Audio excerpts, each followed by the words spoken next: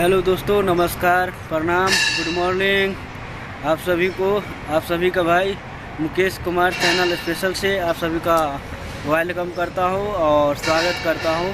जितने मेरे चाहने वाले हैं, जितने मेरे सदस्य हैं, सभी को मेरी तरफ से नमस्कार और प्रणाम।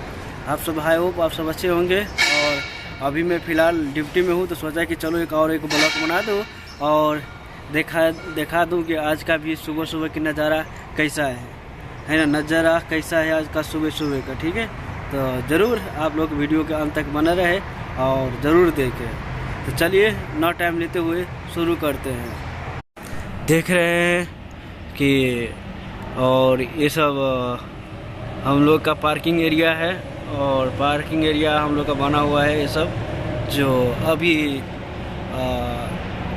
लगभग हद लगा है ना। तो अभी इसमें काम पूरा बाकी है अभी। ठीक है, देख सकते हैं, है ना। और आगे हम जा रहे हैं, आगे और दिखा रहे हैं, देखिए, क्योंकि बहुत बड़ा है ना, तो इसीलिए जितना तक नज़र आपका जा रहा है उतना तक है। तो उतना दूर तक नहीं जा सकता हूँ, है ना, क्योंकि बहुत दूर तक है ना।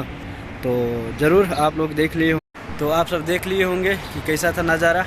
तो चलिए आज के लिए इतना ही रहेंगे। गुड मॉर्निंग, शुभ यानी सुप्रभात, जय मिथिला और जय नेपाल।